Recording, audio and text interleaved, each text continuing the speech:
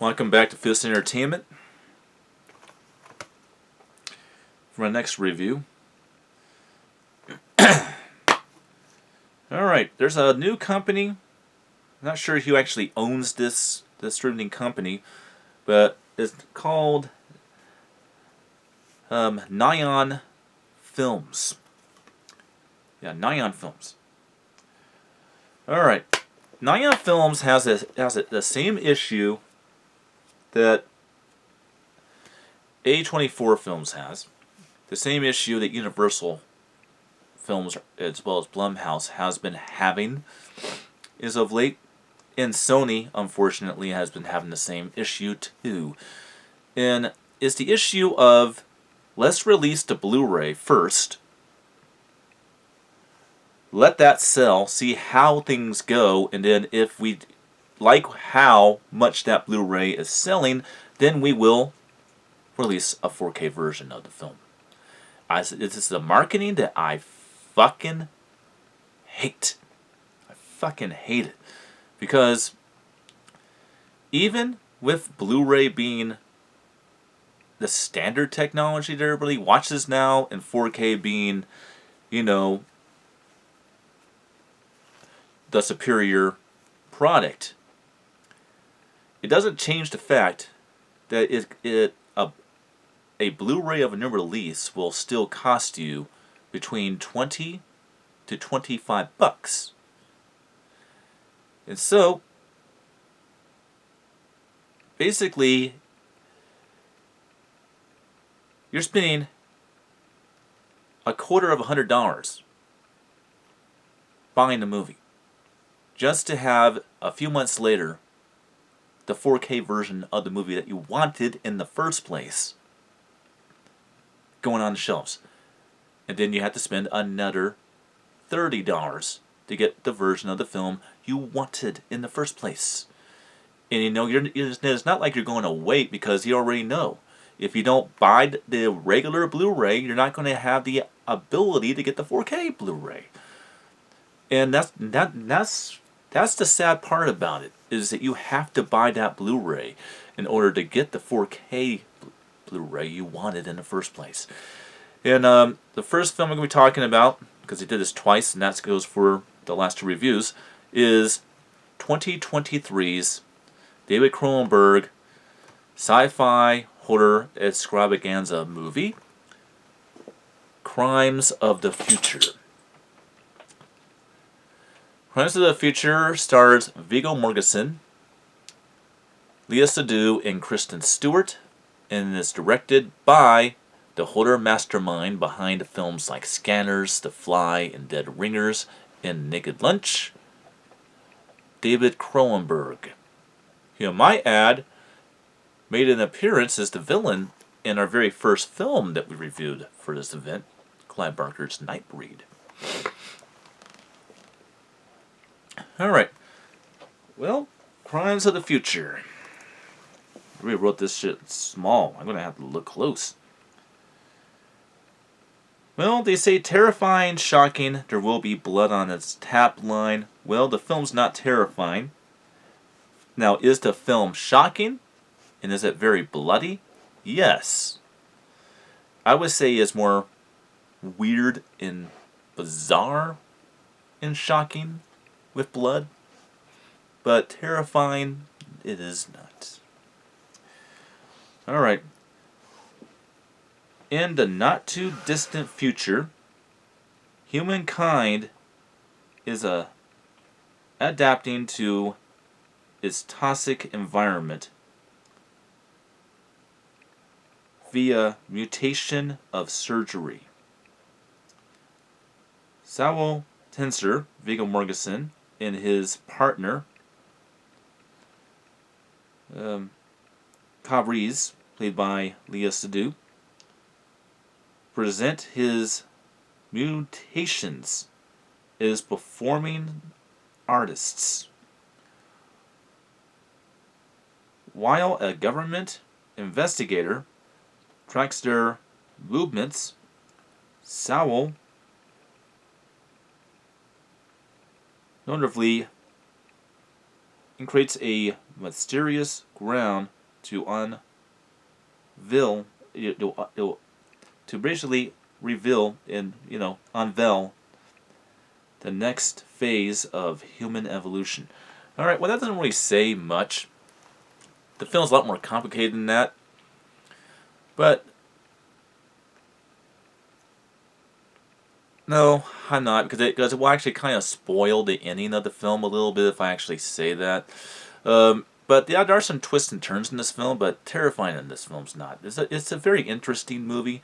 This is a David Cronenberg film, and this is a David Cronenberg film that doesn't really go towards more of territories of, The Fly and Scanners. It goes more towards a territory of Existence with Jude Law or Naked Lunch type of territory.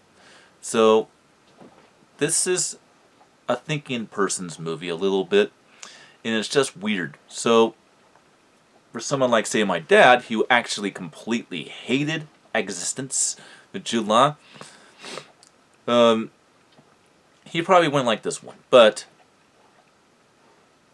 he always watches the films that I review, so he probably will watch this film, and who knows, maybe he'll like it. But this film is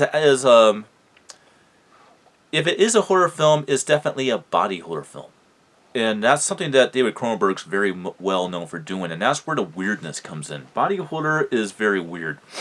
In terms of this one, this film is kind of touching into very weird, uncomfortable little areas of the brain in which it tries to look at cutting people open and playing around is almost like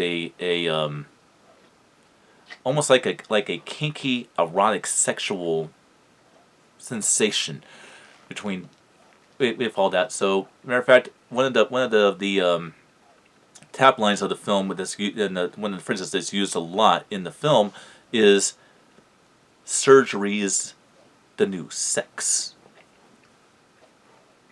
Which is implying that surgery, cutting people open and playing around with organs and shit, is the equivalence of sexual orgasm. So it goes to those very weird places with this movie. But me, I like weird shit like this. I can't get enough of it. Matter of fact, I've probably seen this movie about 20 fucking times. I can't get enough of this film. This film is weirdness is entertaining to me. But something that I also like about this film is the quality, and that's where we're going to go in. And this right here is equally another reason why I like this movie. And this will kind of go on to the soundtrack of the movie, not necessarily the sound presentation, but the soundtrack of the film, the music, and the sound presentation and the video, in the visual, style of the film, are equally as important to me when it comes to watching a film as how visually stunning the film is. And when a film is very visually stunning, I always point it out, and everybody knows that when it comes to reviewing films, whether it be a sci-fi movie, or a horror film, or an action film, or everything in between. Alright, well,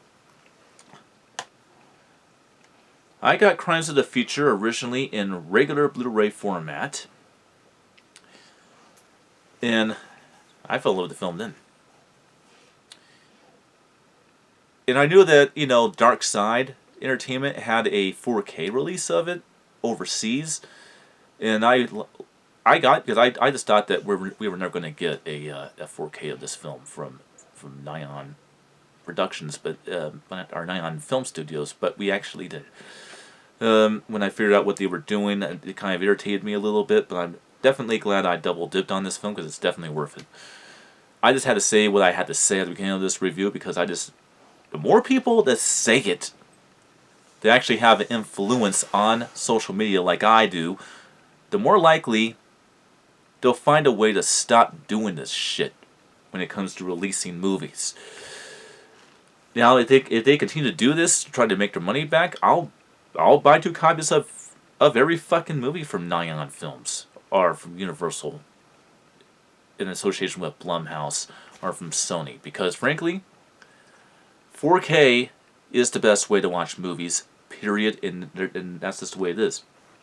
Alright, well, the picture quality, this is a very visionary looking movie. I mean, that's part of it right there. It's a very visionary looking movie.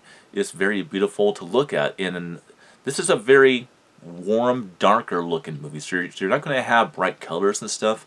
What you're going to have is very good use of HDR10, because it's a very dark movie, and very dark movies that are darkly lit and have dark scenery, it's that HDR10 in 4K is what really brings that even more to life, making that for a much bigger looking atmospheric movie. And that's certainly the case with Crimes of the Future. The audio quality is very, very good. There's a lot of good effects in there. This is definitely not generic at all. It's a very well crafted DTS HDMA 5.1 sound presentation. So I believe it's 5. Yeah, 5.1. The music. I want to take a time for the music. You know, a few seconds. The music score of this movie is fucking phenomenal. Just listening to the music of this film is worth the experience. It may be a weird-ass fucking bizarre movie, but the visual experience and the audio experience of the film is phenomenal. And that's all I gotta say because I'm running out of time.